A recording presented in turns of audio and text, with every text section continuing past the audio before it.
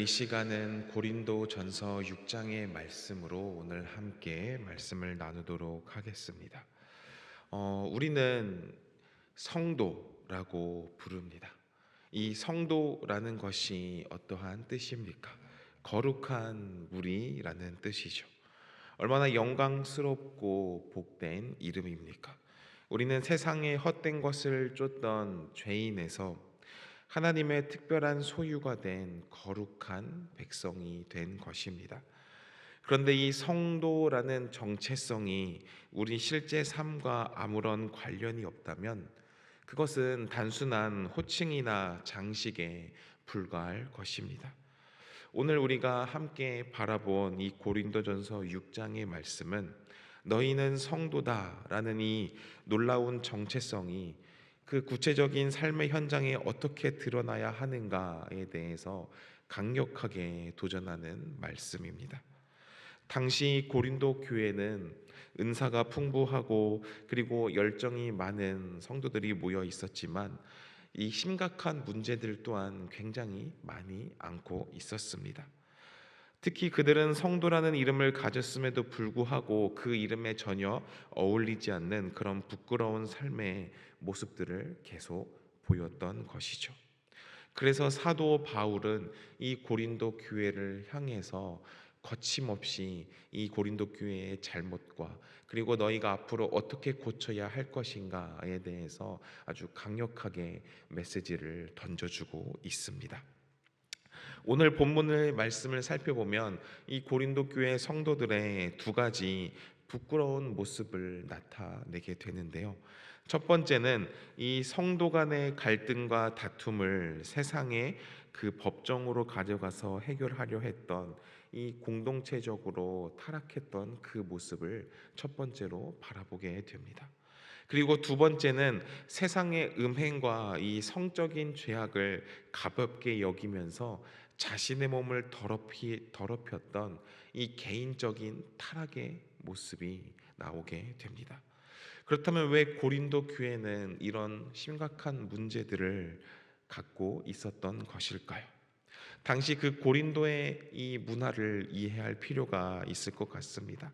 잘 알고 계시다시피 이 고린도는 로마 제국에서 가장 중요하고 그리고 번화한 항구 도시였습니다. 이런 문화적 배경이 이 교회 안에 이 큰 두 가지의 독소를 퍼뜨리게 된 것입니다. 첫 번째는 이 소송과 경쟁의 문화가 있었던 것입니다. 이 고린도 도시 자체가 지극히 경쟁적이고 그리고 이런 소송을 남발하는 도시였습니다. 로마 시민들은 자신의 이익과 명예 그리고 사회적인 지위를 얻기 위해서 사소한 일에도 서로를 고발하고 법정에 가서 싸우는 것을 당연하다 생각했던 것입니다. 이런 세상의 방식이 이 교회 안에도 그대로 들어와서 성도들 간에 여러 문제가 있을 때 이 불의한 자들의 세상의 법정에 서는 이런 부끄러운 일들이 당연시 일어났던 것입니다. 그리고 또 한 가지는 이 도시 자체에 굉장히 성적인 그 타락한 그런 문화가 자리 잡고 있었습니다. 이 고린도는 성적 타락의 대명사이다라고도 이야기할 수 있습니다. 도시 언덕 위에는 큰 신전이 있고 그리고 고린도인처럼 행하다라는 이 헬라어 동사가 음행하다라는 말로 쓰일 정도로 굉장히 도덕적으로 심각한 도시, 타락한 도시였던 것이죠. 특히 또 헬라 철학의 영향으로 육신으로 짓는 죄는 영혼과 상관없다. 이런 잘못된 생각까지도 갖고 있었던 것입니다. 이것이 바로 모든 것이 내게 가하다라고 생각하며 이런 음행을 가볍게 여기는 태도로 이어졌던 것입니다. 이처럼 교회는 성도라는 거룩한 정체성과 그리고 이 고린도인이라는 세속적인 문화 사이에서 굉장히 계속해서 부딪히고 영적 전쟁을 치르고 있었던 것입니다. 그래서 사도 바울은 이 두 가지의 문제가 별개의 것이 아니라 너희가 누구인지 잊었느냐, 이 하나의 강력한 질문으로 이 두 문제를 꿰뚫고 있는 것입니다.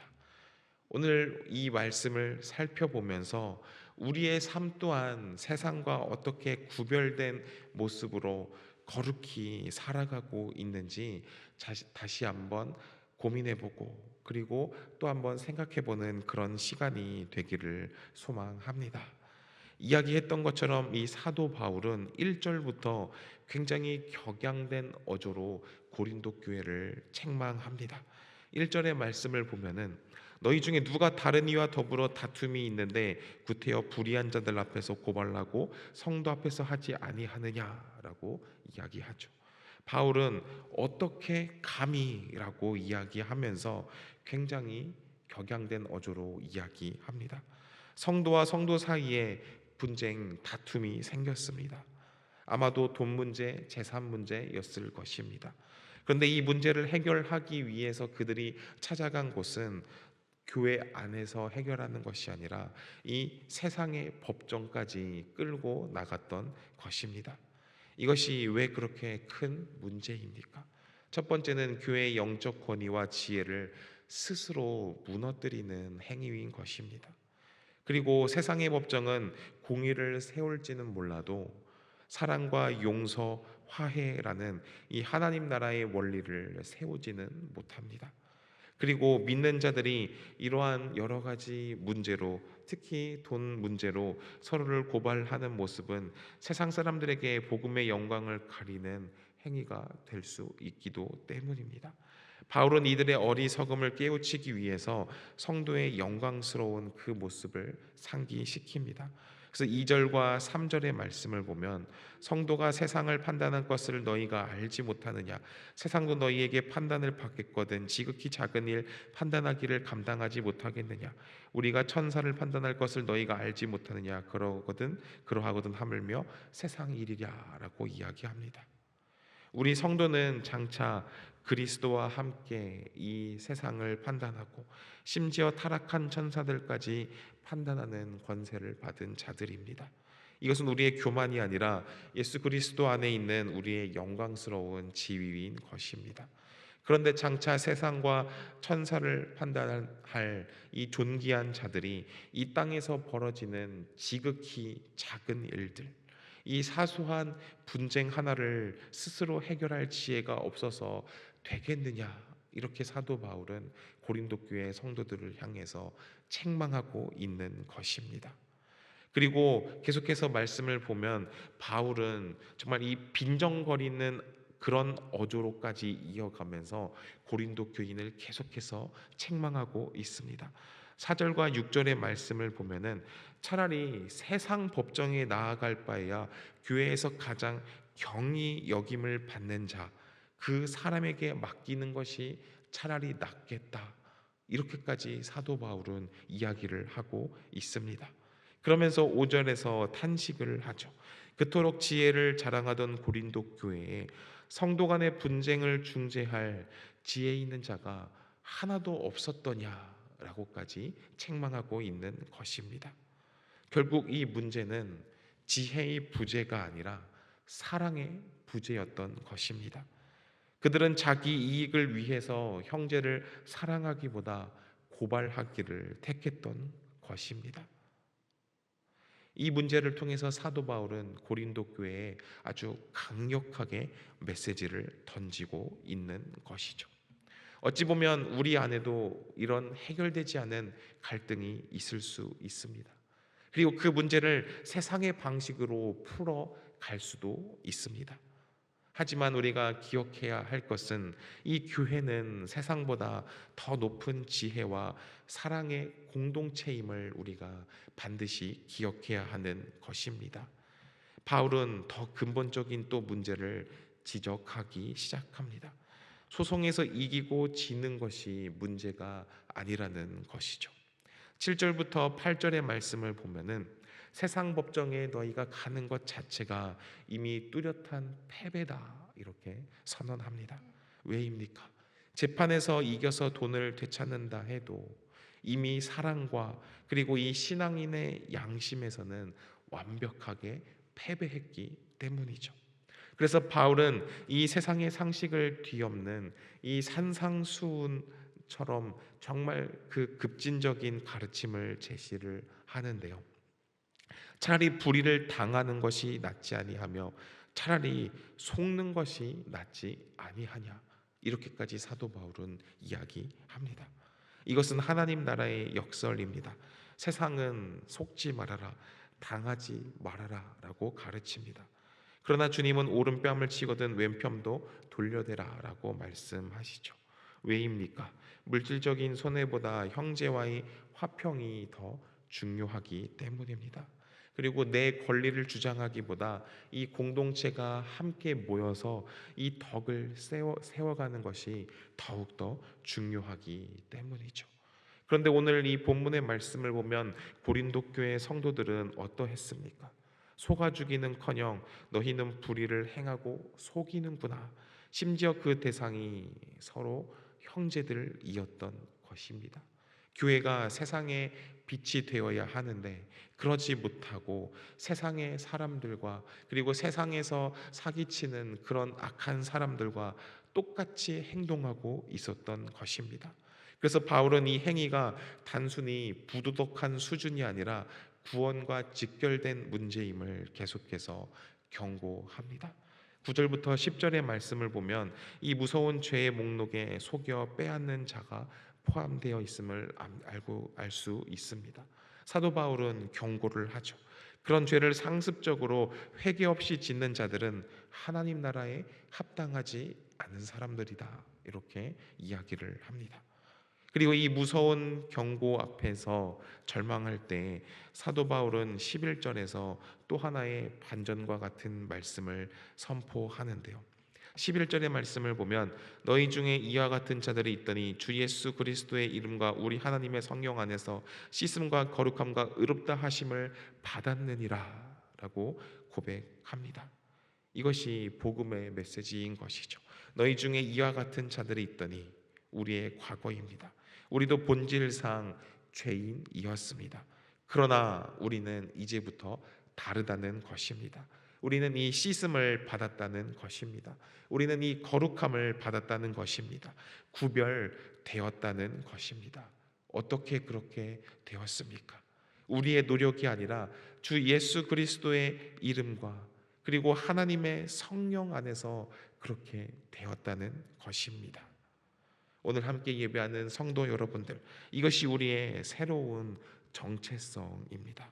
우리는 씻음을 받았고 거룩해지고 의롭게 된 자들입니다. 그렇다면 이제 우리는 더 이상 이 7절 8절 말씀처럼 형제를 속이고 고발하는 그 옛 방식으로는 살아가면 안 되는 것입니다. 차라리 속아줄 수 있는 그런 새로운 피조물이 된 것이죠.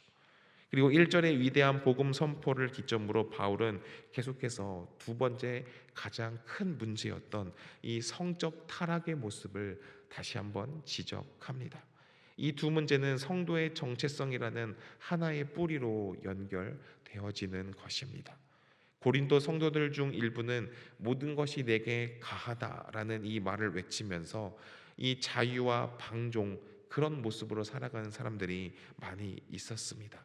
특히 앞에서 이야기했듯이 이 헬라 철학의 그 영향을 받아서 몸으로 짓는 것은 영혼과 상관없다, 이렇게 생각하며 이 음행을 가볍게 여겼던 것입니다. 그래서 12절의 말씀에 모든 것이 내게 가하나 다 유익한 것이 아니다, 모든 것이 내게 가하나 내가 무엇에든지 얽매이지 아니하리라, 이렇게 사도 바울은 또한 지적을 합니다. 첫 번째로 다 유익한 것이 아니다라고 이야기하죠. 그 다음 내가 무엇에든지 얽매이지 아니하리라라고 이야기합니다. 진정한 자유는 죄를 지을 자유가 아니라 죄로부터의 자유이고 죄에 얽매이지 않을 자유인 것입니다.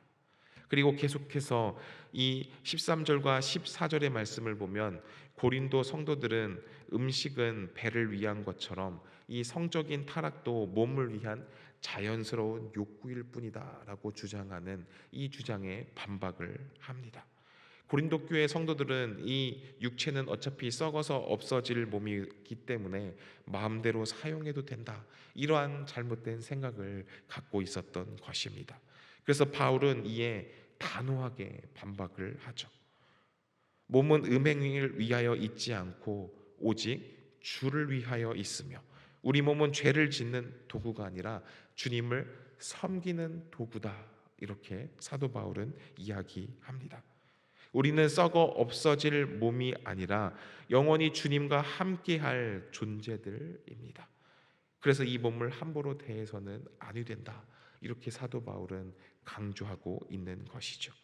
바울은 계속해서 이 몸의 성결이 왜 중요한 것인지 계속해서 설명을 합니다. 15절부터 17절까지의 말씀을 빠르게 읽어보면, 너희 몸이 그리스도의 지체인 줄 알지 못하느냐? 내가 그리스도의 지체를 가지고 창녀의 지체를 만들겠느냐? 결코 그럴 수 없느니라. 창녀와 합하는 자는 그와 한 몸인 줄 알지 못하느냐? 일러스되 둘이 한 육체가 된다 하셨나니 주와 합하는 자는 한 영이니라. 우리의 몸은 단순한 나의 소유물이 아니라 그리스도의 지체라는 것입니다. 우리는 그리스도의 몸에 연합된 한 지체라는 것이죠. 그런데 만약 성도가 음행을 저지른다면 그것은 나의 몸만 더럽히는 것이 아니라 속한 그리스도의 지체들, 공동체를 전부 다 음행을 저지르게 하는 것이다, 이렇게 사도 바울은 이야기합니다. 그리고 바울은 결코 그럴 수는 없느니라 라고 단호히 이야기하죠. 그래서 18절 말씀을 보면, 음행을 피하라. 사람이 범하는 죄마다 몸 밖에 있거니와 음행하는 자는 자기 몸의 죄를 범하느니라 라고 이야기합니다. 바울은 이 모든 이 논증들을 마무리하면서 성도의 정체성에 대한 가장 위대하고 중요한 말씀을 마지막으로 선포하죠. 바로 19절부터 20절까지의 말씀입니다. 이 19절, 20절의 말씀을 우리가 함께 읽도록 하겠습니다. 시작. 너희 몸은 너희가 하나님께로부터 받은 바 너희 가운데 계신 성령의 전인 줄을 알지 못하느냐? 너희는 너희 자신의 것이 아니라 값으로 산 것이 되었으니 그런즉 너희 몸으로 하나님께 영광을 돌리라. 아멘. 우리가 왜 거룩하게 살아가야 합니까? 왜 음행을 피하고 형제를 속이지 말고 그런 모습으로 살아가야 합니까? 여기에 세 가지 이유가 있습니다. 첫 번째로는 우리의 정체성, 우리는 성령의 전이기 때문입니다. 그리고 그 다음으로 우리는 주님의 것이기 때문입니다. 그리고 마지막으로 우리는 값으로 산 존재이기 때문입니다. 예수 그리스도의 이름, 예수님의 그 십자가에서 흘리신 보혈이라는 엄청난 값입니다. 주님은 자신의 생명을 지불하고 우리를 죄의 노예 속에서 구원해 주신 것입니다. 그러므로 결론이 무엇입니까? 그런즉 너희 몸으로 하나님께 영광을 돌리라. 이것이 우리의 유일한 목적인 것입니다. 우리의 몸은 주님의 것입니다. 우리의 몸은 성령의 전입니다. 우리의 몸은 주님의 피값으로 산 것입니다. 그렇기에 우리는 이 성도라는 정체성을 잘 지켜나가야 한다는 것이죠. 오늘의 말씀을 정리하겠습니다.